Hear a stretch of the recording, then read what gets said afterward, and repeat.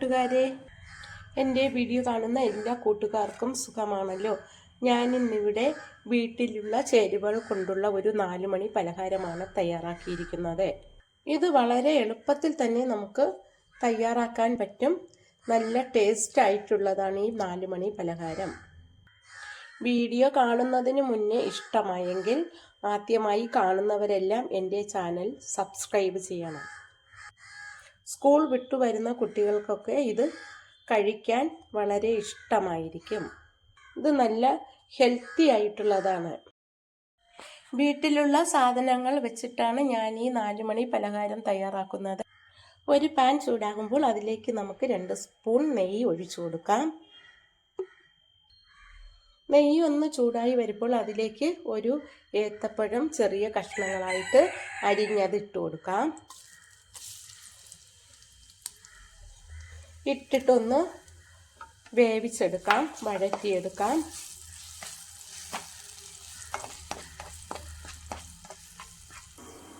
പഴം വെന്ത് വഴണ്ടു വരുമ്പോഴത്തേക്ക് നമുക്ക് ശർക്കര ഒന്ന് ഉരുക്കിയെടുക്കാം. ഇതൊരു 150 ഗ്രാം ശർക്കരയാണ്. അതിലേക്ക് കുറച്ച് വെള്ളം ഒഴിച്ചിട്ട് ഒന്ന് ഉരുക്കിയെടുക്കാം. പഴമൊക്കെ നന്നായിട്ട് വെന്ത് വന്നു. ഇതിലേക്ക് ഇനി 1 കപ്പ് തേങ്ങ ചുരണ്ടിയത് കൂടി ചേർത്ത് കൊടുക്കാം.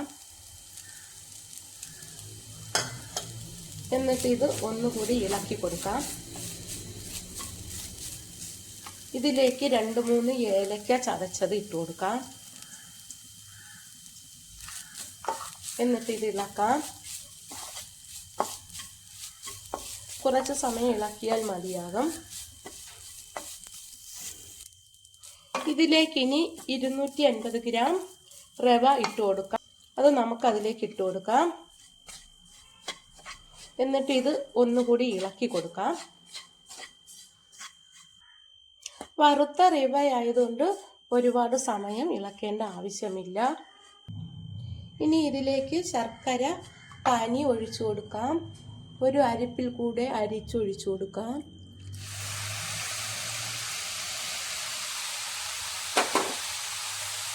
എന്നിട്ടിത് യോജിപ്പിച്ചു കൊടുക്കാം.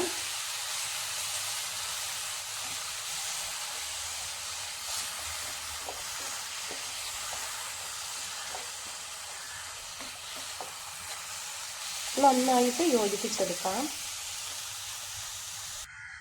ഇതിപ്പോൾ നന്നായിട്ട് യോജിപ്പിച്ചെടുത്തു. ഇനി ഇത് തണുക്കാൻ വെക്കാം. ഇതിപ്പോൾ തണുത്തു. ഇനി നമുക്ക് കൈ വെച്ച് ഇതൊന്ന് നന്നായിട്ട് മിക്സ് ചെയ്ത് കൊടുക്കാം. ഇതെല്ലാം കൂടി നന്നായിട്ടൊന്ന് മിക്സ് ചെയ്തെടുക്കാം. ഇതിപ്പോൾ നന്നായിട്ട് മിക്സായി. ഇനി ഇതുപോലെ ചെറിയ ചെറിയ പാത്രത്തിലാണ് ഇത് വെച്ച് ആവി കയറ്റി എടുക്കുന്നത്. ഈ ചെറിയ പാത്രത്തിൽ ആവി കയറ്റി എടുക്കാം. ഓരോ പാത്രത്തിലും വാഴയില നെയ്യ് പുരട്ടിയതാണ് അതിലേക്ക് വെച്ച് കൊടുക്കാം. എല്ലാ പാത്രത്തിലും മാവ് നിറച്ചു വെച്ചു. ഇതിൻ്റെ മുകളിൽ ഓരോ കാഷ്നട്ട് കൂടി വച്ചു കൊടുക്കാം. ഇനി നമുക്കിത് ആവിയിൽ വേവിച്ചെടുക്കാം.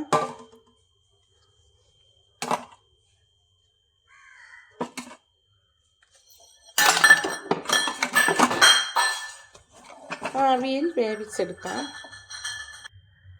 നമ്മുടെ 4 മണി പലഹാരം റെഡിയായി. നന്നായിട്ട് വെന്ത് വന്നു. ഇതിനി നമുക്ക് എടുക്കാം. ഇത് ഓരോന്നായിട്ട് നമുക്കിത് എടുക്കാം. ഇത് കഴിക്കാൻ നല്ല ടേസ്റ്റാണ്. 4 മണിക്ക് സ്കൂൾ വിട്ടു വരുമ്പോൾ കുട്ടികൾക്കൊക്കെ ഇതുപോലെ ഉണ്ടാക്കി കൊടുത്താൽ മതിയാകും. വീട്ടിലെ ചേരുവകൾ കൊണ്ടാണ് ഞാൻ ഈ പലഹാരം തയ്യാറാക്കിയത്. വളരെ എളുപ്പത്തിൽ തന്നെ നമുക്കിത് തയ്യാറാക്കാൻ പറ്റും.